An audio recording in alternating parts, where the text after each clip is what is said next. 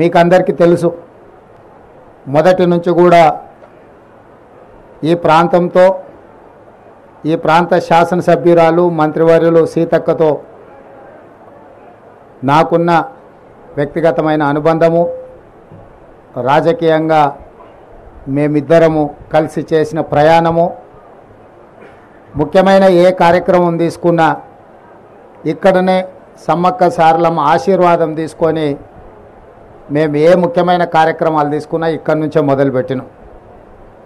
సమ్మక్క సారలమ్మ ఆశీర్వాదంతో ఈరోజు తెలంగాణ రాష్ట్రంలో ఇందిరమ్మ రాజ్యము కాంగ్రెస్ ప్రభుత్వం ఏర్పడ్డది. పోయిన సంవత్సరం ఫిబ్రవరి 6, 2023 నాడు హాత్ సే హాత్ జోడో కార్యక్రమాన్ని కూడా ఇక్కడి నుంచే మేము ప్రారంభించడం జరిగింది. ఆ రోజే చెప్పినాం, తప్పకుండా రాబోయే ఎన్నికల్లో ప్రజా తీర్పు కాంగ్రెస్ పార్టీకి అనుకూలంగా ఉంటుంది, ప్రజాప్రభుత్వం ఏర్పడుతుంది.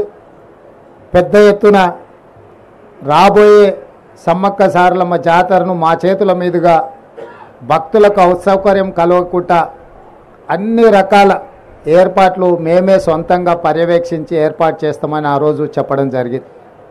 అదేవిధంగా ఈరోజు అమ్మల ఆశీర్వాదంతో అధికారం వచ్చింది.